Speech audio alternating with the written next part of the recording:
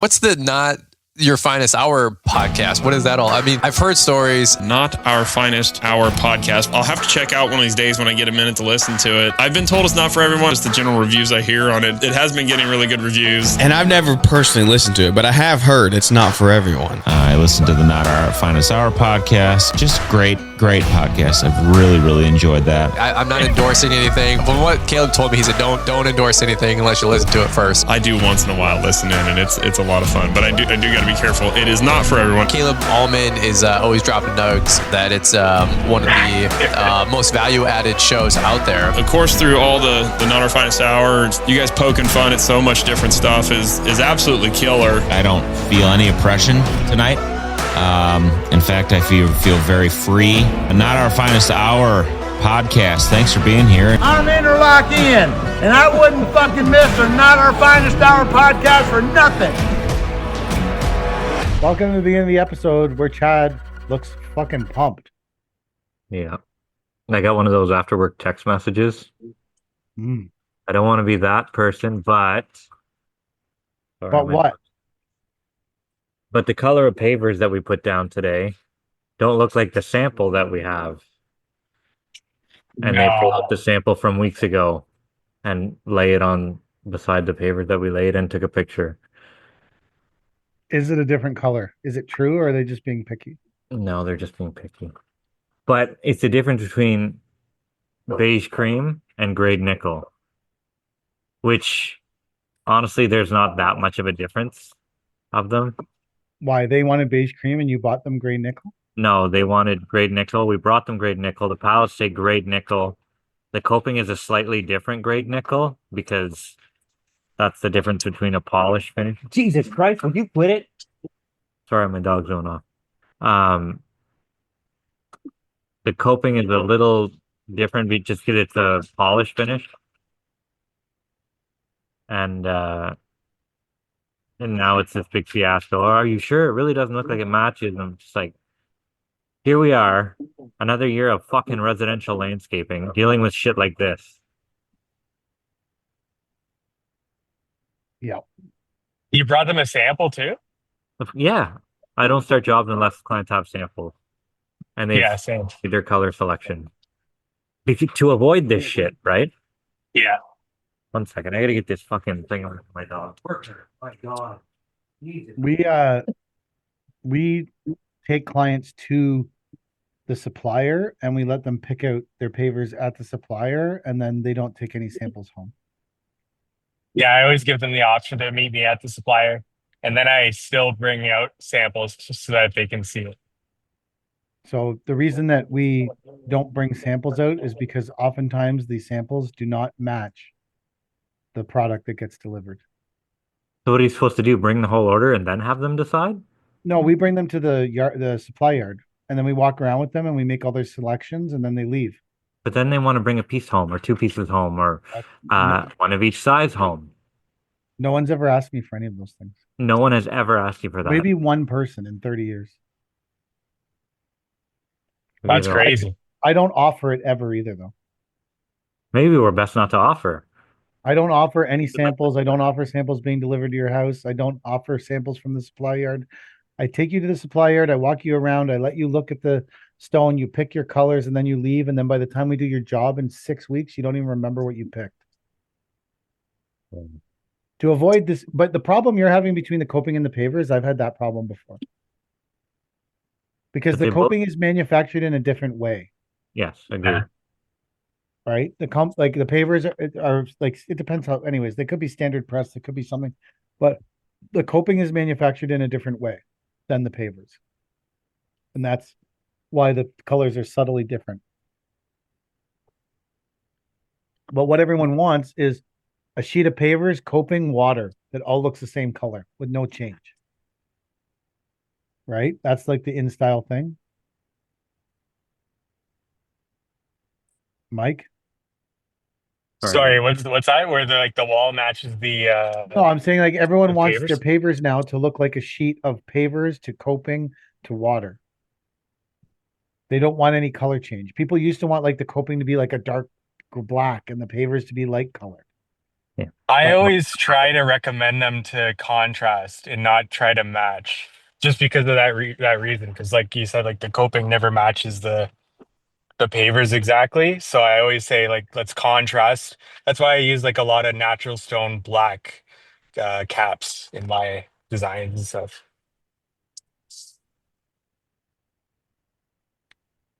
I'm And just then like, I always tell them too, like, don't get too married to what I bring out to you for samples or what we see, because the way concrete's made, it might be like a tone and difference either other way. So just understand that. And especially with natural stone too.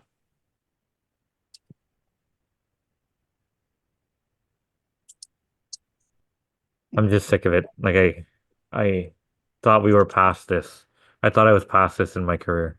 I'm never gonna outrun this. Like these fucking colors. A couple of years ago, they wanted bright, vibrant colors, nothing, no efflorescence on the pavers, whatever. Now everything's efflorescence white. Just because that's the style. Grade nickel and beige cream are efflorescence white. We That's just it. did a great. That's We the just did a style. great. We just did a great nickel patio, and it. Yeah. I actually really like it. I think it turned it awesome. I really like the color, and I really like the patio. But If you're right. It is if you would have basically put that patio in 10 years ago, they would have tell you to rip it out. It's all efflorescence. yes. That's I don't know. I'm beside myself today. Holy shit. Defense guys came in and they were great, but the holes that they made are way bigger than I thought they were going to be right around my patio. So I have to regrade everything again. Like it's been a hell of a day. Not the fence guy's fault. Not at all.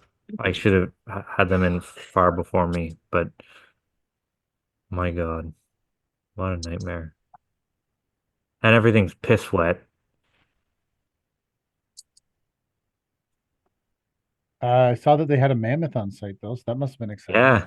I don't know how they ended up with a mammoth. There's only one Everyone, mammoth dealer. Like it must have come from Toronto. there's only one mammoth dealer. Maybe it came from Toronto. I They asked must have seen a PK story. maybe. I asked Nick what he thought about it. He said, "Oh, it's been mostly good." He's like, "Sometimes it shows it's Chinese." I don't know what that means, but I can guess. Doesn't start after before 12. Well, it seemed like it fired up as soon as he got off the trailer. Um, I don't know. It seemed to put the holes in the ground all right, just as good as my MT100 would. So who knows? So I was at the Bobcat dealer by us had an open house, and they have a new model MT. It's a 120, Mm. and it's got some kind of futuristic stylings. Oh, I think I've seen it. It's obnoxiously big. Like No, it's not big at all. It's looks tiny. like a Skechers running shoe. No? It's still 36 inch.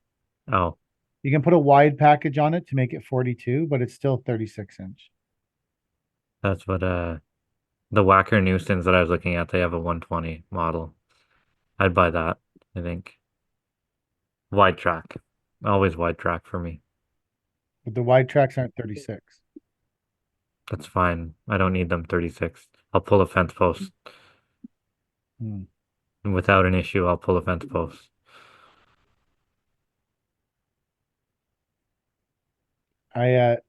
We have the giant mammoth. Oh yeah. How long do you have that thing for? Till Mo calls and says he wants it back. So what does he do? He lends you these things, you make videos, and then whenever they've lost their value from being used, he takes them back. No, he gives them to us to sample and try, and then asks us for feedback. Hmm. And then I guess he sells them as demos. Demo models, yeah. Yeah. Did you ever fuck one up really bad? No, No. we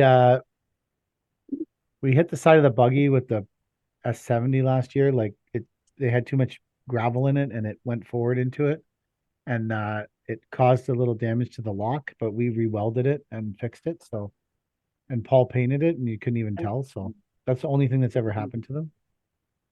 Other than that, they've been great. We've used them, we've demoed them, we've given our feedback on them, and we've made videos of them, and then we turn them in.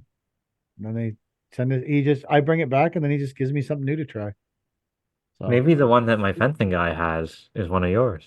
could be from one of the original ones. You should You sign should them. sign it. Yeah. So Or put a Paver King sticker on it the somewhere. big one is pretty awesome, honestly. Yeah. Pretty great. Guys have been using it for a week now. It's been really good. They all really like it. It looks huge.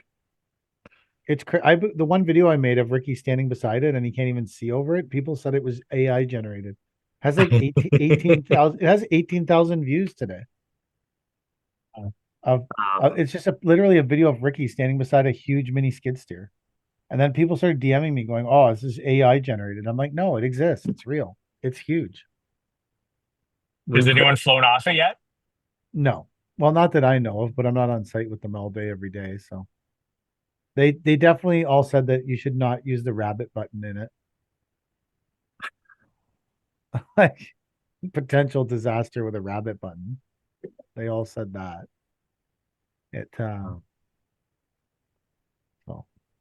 We posted a video of Murray spraying down the concrete collar with Coke last week, and it has 100,000 views. And people are just like so pissed off. They're like, they're getting concrete in the pool. This is such a mess. And like the only way to generate like viral content is to do something wrong these days, I swear. Like as soon as you do something wrong, people jump on it so much. Even if it's intentional, like it's a fucking Diet Coke that we sprayed the concrete with. So it doesn't even affect the integrity of the concrete. It does literally nothing. Why does Diet Coke not affect the integrity of the concrete? Because it has no sugar. So sugar is a retarder. Oh, okay. It slows down the curing process. But this Coke did literally nothing. In the video, I'm like, the internet always is gonna chew you out for something. And people are literally in the comments like, I can't believe you got so much concrete all over the pool and stuff. They're like, you fucking idiots. This is all buried. Plus, it was the pool guy's job to put the collar and they didn't do it. So who's really the bad contractor? This looks like shit.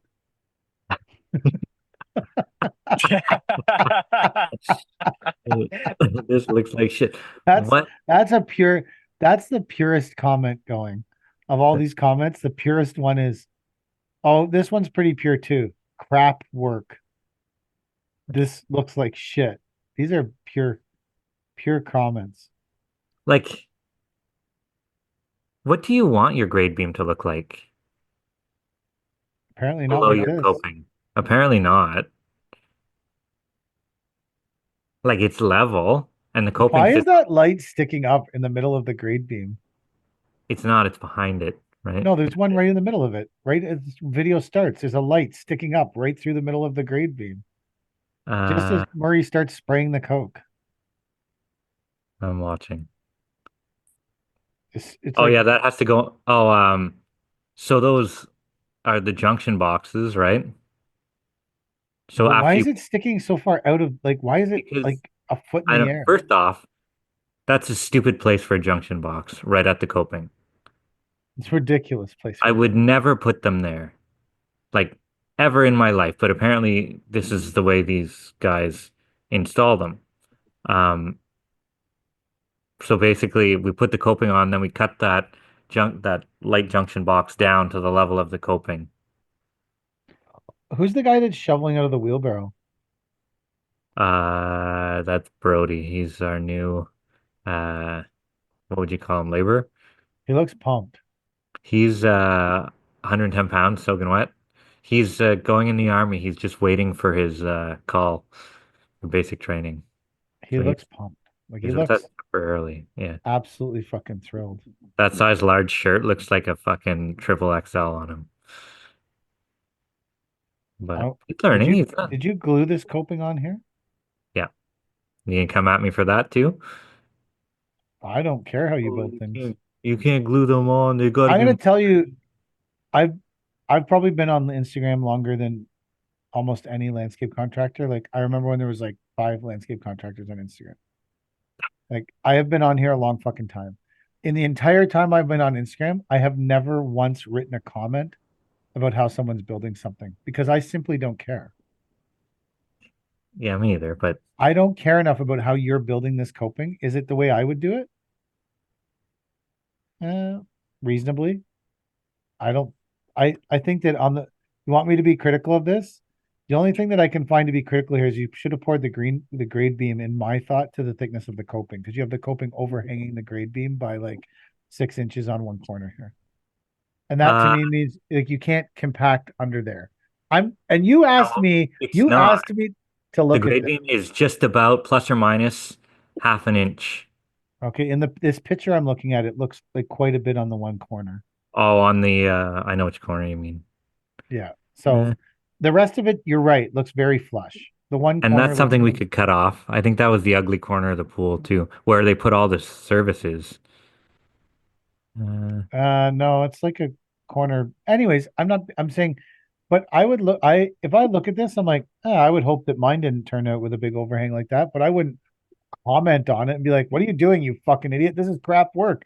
I don't know why that overhang like my take on all of this stuff is I look at the overhang on there and I'm like, I don't know why it's there. Maybe you put it there intentionally. Maybe it's part of the structural thing. Maybe there's some wiring there, some bullshit that I don't know about. So before I go commenting on everything that's in a fucking picture, I don't have all the information. So you know what I do? I look at it and go, it's a decent looking pool. And I scroll to the next goddamn photograph. that's Like, it. What do they say? Uh, if you got those nothing who good know to don't say, talk. don't. Those who I, know don't talk, and those who talk don't know. I also don't give a shit what you're doing. Thanks, PK. No, I don't care. Like, I don't care how you're building the pool because at the end of the day, you're carrying the warranty or not, or you're responsible for it, not me. Yeah, exactly. All these people that are trying to better the industry, I think that's a noble cause. Fine, great. do it. I think you should privately DM someone. You want to like if someone doesn't like the fact you're spraying Pepsi on here, send you a private DM. Have an intelligent conversation about it. Yeah, they don't. They Talk about how you're a transformative. Same way as Mark Carney was telling Trump today that he's a transformative president and a great world leader. We should talk to you, like DM you about like that. Yeah. We've been through this before. I am not an industry leader. Don't do what I do. I had to make a video last week regarding that topic. I had so many people DMing me about smoking. Fuck off. I smoke. I smoke cigars. I smoke cigarillos. I smoke. I make videos of me smoking. If you don't like it, stop following my fucking page. I won't be upset. I won't even fucking notice. Exactly. Like, and I posted the same crap when no one followed my page. When I had no followers, I posted crap. I don't care. Don't like it? Don't come. Doesn't bother me at all. Won't hear me complaining. What are you doing with this Kubota without a tilt rotator on it? Well, that's our 2-ton shovel. We don't have one for that. That wasn't included in our sponsorship deal. Oh, the guy just mashed the shit out of the tree. Yeah, that's Shane. Great. Like, Thanks, Shane. Like, now that we're being how many other critical, landscapers are going to post that? like now that we're being critical of everything that fucking Tad posts online, what do you guys are crushing trees? You're tree slaughterer. Well, not to the And you extent that got your orange lines, you're outside of your grade bars, you got your orange line sprayed. Man, you're not a foot over on your grade, man. Like you got to be that's like 6 inches actually outside. that's where the fence goes. Those are for fence posts. We're inside. See, But this is what happens when you don't know everything about a picture and you yeah, start being critical. yeah. Like, Everybody wants an opinion, man. Everybody wants to oh, I can't believe drag you'd you leave down. those spruce trees to cook in the sun, man. Sitting out on the grass like that. Oh my God. Where's the water truck? What the fuck are you doing? Yeah. It doesn't Like matter what picture you pull up. You can be, they can complain about something. you couldn't get a better dock when you bought your cottage? What the hell, man? Why don't you try harder buying a cottage? I don't know a lot of, yeah, I don't know. People are going to complain. People Makes them always feel better bitch about about it. themselves, I guess. I think there's a vast amount of people. I mean, I used to like treat people horribly to make me feel better about myself. If you yell at someone and really scream at them and make them feel terrible about themselves, it'll give you a little boost. I Try don't do not. it any. I'm more mature now, so I don't do that. And it wasn't right when I was doing it before either. So I got a quote for a machine with tilt rotator on it today. Really? What kind of I tilt did. rotator? Rototilt. Oh. And I don't know. Maybe we'll buy it later in the season. I just wanted to see how much it was worth. have you reached out to, maybe I should reach out to Grib for you. I have an 8-ton that could use a tilt rotator. Imagine the content I could create. I just don't want to lose my spot to you. It's the thing. If they could guarantee me that I would keep my spot, then I would pump your tires. But I don't want them to be like, Chad's okay, but this other guy, this PK guy, he's great. We send him. And they start sending you all the good stuff. I don't need the good stuff. I need one tilt rotator for my fucking 8-ton. The machine was brand new. It was like 120 grand. It was a 3-ton three and a half ton excavator with the grapple thing and a bucket, a grading bucket and a tooth bucket. It's It's actually how like much? 110, you said? 120 grand.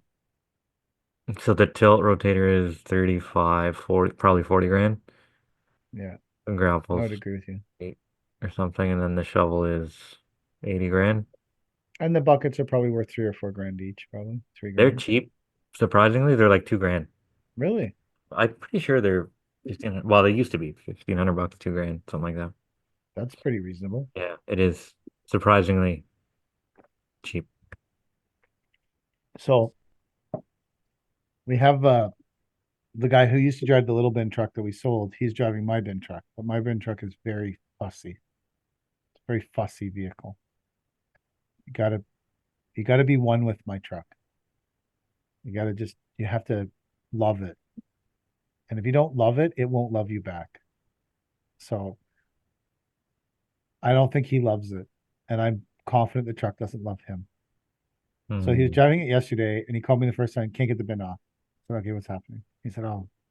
So I said, I was in Mississauga. I said, okay, I'm gonna drive back to the yard. I'll meet you at the yard. I know what's wrong with it. I will fix it. He said, okay. So he put the box up, I climb up under it. There's all these sliders in a multi-lift hook. And when they get old, the sliders start to like fall out. So I fished all the slider pieces out of the hook. I said, okay, it'll work now.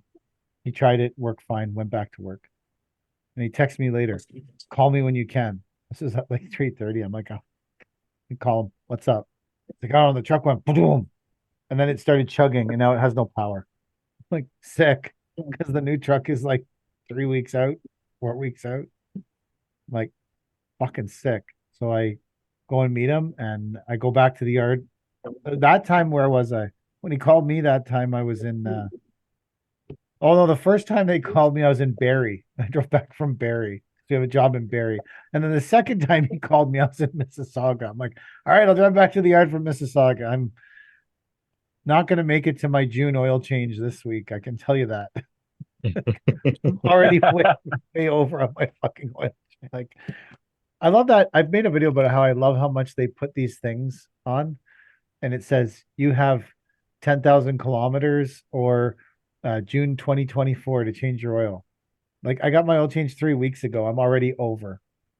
I'm like, I'm glad that you put June on there. I think that was nice of you to be so hopeful for me, but not anyways, I drove back and it looks now Brad's ripping the truck motor apart right now, but it either the tip of the injector in uh sucked in so that there's no fuel going in it, or the injector let go, or the tip of the injector fell off and fell into the cylinder, or the injector exploded and then went through the cylinder. all of that doesn't seem like it's going to be cheap. So Well, we sounds took like it. Bivar's getting another truck. No, I want this one. Brad's fixing it. This truck, I have a plan. This is my truck, and I love it. It's usually one of the only vehicles I'm the only person that drives. It's like my favorite vehicle in the whole world, that truck. It's super fussy. Everyone else who gets in it fucking hates it. They hate all the bullshit with it and the different little things you have to do to make it function. I like it because it's mine, and I've always, since we bought it, I've always been the one that drove it. So I'm gonna keep, even if we get a Cody a brand new one, then I'm gonna sell hers, and I'm gonna keep this one because her truck's worth too much money to sit around being a third truck. Like her truck's probably still worth 180 grand. So I'm not going to park it. I'd rather park the one that's worth 40, 50 grand. And then you keep it as an extra. But Cody said today she wants to keep her truck. So That's originally what I wanted to do with my tandem. Sell it because it's worth too much money to sit around. I've sold the truck literally 3 times and then had guys back out. So we what do might they keep say when it. they back out? Oh, I just can't make the numbers work, or I don't know. Different excuse all the time. So we might just keep it. What else do you do with it? Can't sell it for negative money. You can't even get a half ton for like 50 grand anymore. So So well, but if I mean, the chances of getting more than you paid for something after you've had it for a few years it used to be like not heard of. So no, I'm not asking for more than I paid for it. We're taking a bit of a hit. Well, I mean, the value's you're not really taking a hit. The value of things go down as you use them. yeah, yeah. Right? So You're saying you're uncomfortable selling it for what it would sell for. yeah, That's fair. I would agree with you. I'd rather keep it. I think that's smart. And it'll just rot How at the often does it have to work to earn money? well, it's paid for, so every time it goes out, it earns money, I guess. After it has to make $1,500 to pay for its sticker for the next 6 months or whatever, right? But that's what I'm saying. Like, how That's often do it. you really have to use it? Like, if you use it, if you're in an emergency situation, and wouldn't it be better to keep it anyway since the new truck isn't on the horizon? Yeah, but if I'm gonna put it on the road, I have to pay for the sticker and get emissions. It's already Emissions safety and ready to go. emissions is cheap though. Yeah, $150, $200, something like Yeah, that. it's not expensive. So, You can buy the stickers monthly. yeah, no, I'll just pay for. You're the one Not that seemed to going be back. whining about the $1,500. I'm giving you an option. I'm not complaining about the $1,500 A is little bit like you were literally complaining about. nothing. I know. I was gonna spend $10,000 on Mark Carney's Brookfield. You think I- $1,500 is really gonna break my back? No, no, it's not. So It is not going to break we'll your. keep it. Although I almost traded it for an international CV. You seen those? That's a mistake. You don't like those? They're insanely expensive to maintain. Really? Yeah, because they're a weird truck that there's no parts They for, and they're a weird truck. They're the same. They did a thing with GMC, right? Like yeah. GMC has the Kodiak and Why would international you trade it for that? because we could use another small truck, but not a lot of guys can drive a big truck. Mm. Was it juice brakes the CV? Yeah. So Yeah. I would think I understand that would be tempting because you have more people that can drive it Yeah. essentially. Yeah. Yeah, Sharp looking truck, but the wheels are just so small on them that they look ridiculous. they need fatter tires. They have a really big body and then tiny, tiny tires. It's Mm. like a fat girl in high heels.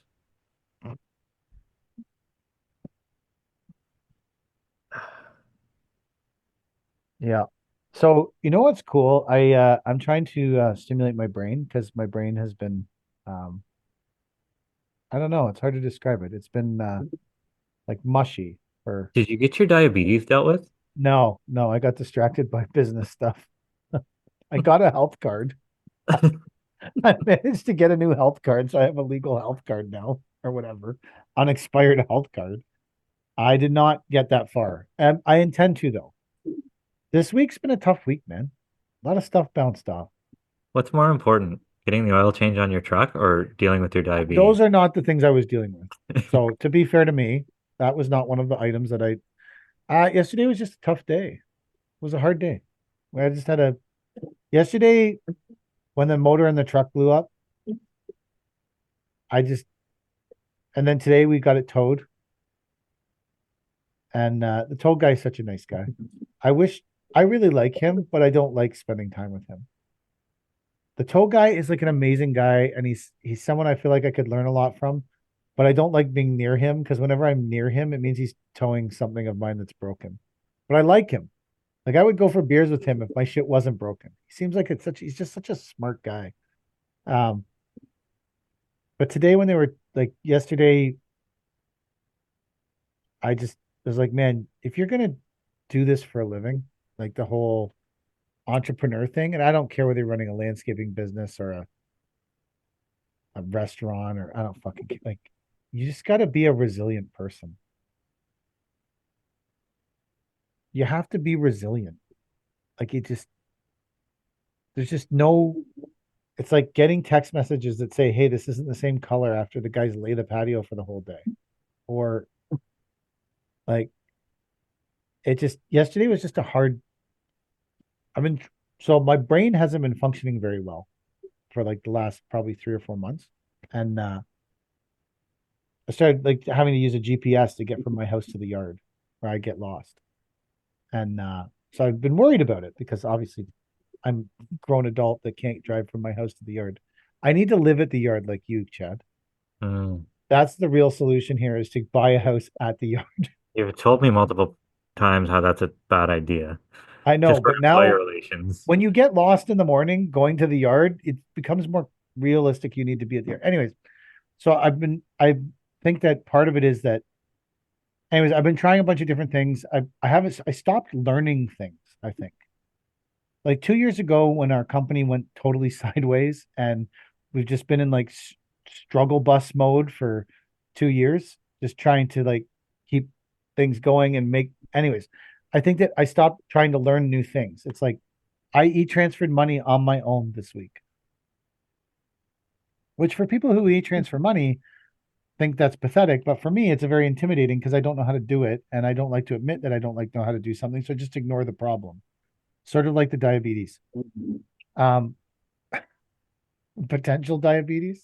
I don't even know. Now I lost my train of thought on this. Anyways. Oh, I found this. Did you know what? If you have the Petro Canada app and you put your credit card on it, not only does it save your petro points, but when you're sitting in your truck, you can turn on the pump that you're sitting beside from the app. Really? It's crazy. It was the coolest thing ever. I pulled up to the pump and I was like, I wonder why this thing wanted my credit card. And I open up the app and it says, you're at such and such station. And I went, oh yeah, I'm at that. And it said, what pump are you at? And I went pump 5, and then the pump turned on right beside me while I was sitting in the truck. It said ready to pump. And I was like, that's so fucking awesome. I'm only buying fuel at Petro Canada now because it also immediately logs your petro points. I have 1.7 million petro points. Why don't you have fuel cans again? What do you mean? Like big fuel cans at your yard, you just go through too much? It just saves us $3,000 a month not having the fuel tanks at the yard. That's what it saved me so far. Really? Yep.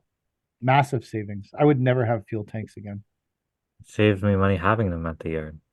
That's what everyone says till they actually start grinding the numbers on it. Because you're buying so I don't know how all fuel supply companies work, but there was constantly fuel in our tank that we paid more for than what the fucking fuel was at the gas station. Ours is cheaper. We didn't buy enough. They told us we didn't buy enough fuel. We buy a lot of fuel. Maybe you were just getting fucked by the company. Maybe. I don't know. There could have been a lot of things going on. I know that we've saved over $40,000 by not having fuel tanks in the yard. Wow. This year. I would tell anyone that has fuel tanks to like take a real fucking hard look at it. Because all these fuel companies, because they're selling off rack, right? What does that mean? Well, rack is the price that is at the fuel rack in the city. I don't know where the rack is for Cornwall. The rack could be I don't in know. Ottawa. It could be in Cornwall because you got the the harbor, right? Sure. Or whatever. Like so the rack is where the fuel's stored and rack price goes out every day. And then the rack price is supposed to be less than the price at the pump. But there was when we were buying fuel from the fuel supplier, there was very many days that the rack price was more than the fuel at the pump. And it just got to be ridiculous. So I just told them to take the fuel tank out. And since they pulled the fuel tank out of our yard, it's 3,000 a month in savings. Minimum. I'll have to have a look at next time they drop off a slip. I'll But take see, it. that's what happens though when you have fuel tanks in your yard. Like, and I don't mean everybody, but for me, like it just keeps getting delivered, and then the bill goes to the fucking office, and Kelly's doing things, and then we started watching it, and so yeah, it's produced a $3,000 a month savings by not having the fuel tanks in the yard. It's crazy the extra amount of money we have. The other problem I had with it too was at the time when we got rid of the fuel tanks, we were in a very precarious financial position, and at any time we had $15,000 worth of fuel sitting in a tank, Yeah. and we had Yeah, to keep better paying it liquid it is was we need at that point in now I would say we're not necessarily in that position anymore, but at that point in time we did not need $15,000 worth of fuel sitting in a tank. We needed $15,000 in the bank, and the fuel company we were using had to get paid every 2 weeks like clockwork, or they cut you off, and it was just like whatever, man. oh sure. I know it works for a lot of people, and if it works for people I think it's amazing. For us it just didn't work. It's like the gas station, because the other thing is all these people always say, I got the fuel tanks at the yard, so my guys don't gotta stop for coffee in the way in the morning. Your guys are stopping. They're fucking stopping anyways. There's no all this fucking bullshit. These people are going to fucking Tim Hortons whether you have a fuel tank in your yard or not. They are. You can pretend if it makes you feel better as a person to believe that your guys aren't stopping to get smokes and a coffee in the morning because you got a fuel tank, keep believing it. I think that's great. Feel good about yourself as a person. But the reality is, these motherfuckers are stopping to get smokes and coffee. They're landscapers. They're not organized enough to have their smokes and their fucking coffee when they get to your yard. One I out of got 10 is. I heard a new one today. A couple of the guys asked me, so we pay vacation pay 4% on their Weekly. pay, Yeah, right? we pay it weekly. Yeah. And weekly. A couple of the guys asked me to stop doing that and give them their 4% check at the end of the year. We have 3 guys that do that. I'm like, I don't care. We can do that if you want, but I don't think you're ahead any by doing that. Not about being ahead. It's about having money. And we have 3 guys who do that. They save their vacation pay, and then when they get themselves into trouble and they need a top up, they call Kelly, and she pulls out their vacation pay and pays them on their check. Do you think you could not work on yourself a little more to where you could better manage your money instead of having your boss have to manage your money? No, I don't. And you need those people that can't do that. Well, that's what they said. They're like, I can't save my money. I said, so you need me to save your money for you? He's like, yeah. Okay, fair enough. As long as you understand that that's what it is. Maybe you can work on yourself for the next year and No, save your own money. they won't do that. No. That's not a life I want to live. But sometimes people I've worked at companies that did both. When I first started, we would get our vacation pay at the end of the year, and I liked having that, like, big check at the end of the year. I liked it because I would just live within my means. So at the end, I'd get a big check. I liked my vacation paycheck too. Yeah. But then I also worked at companies that paid it weekly, and I also didn't care. Whatever. We have 3 guys that I said, talk to Connie about it. I don't care. Either way, what you do. This is not a decision that affects my life at all. At all. There's money in the account. You guys get paid on Friday. That's as much as I know about it. see. I don't need to micromanage the finances so that you can get a 4% check at the end of the year. People call me about fuck tons of stuff I don't care about. Like the color of pavers after they've been laid. That would be something I definitely wouldn't care about. Just fucking.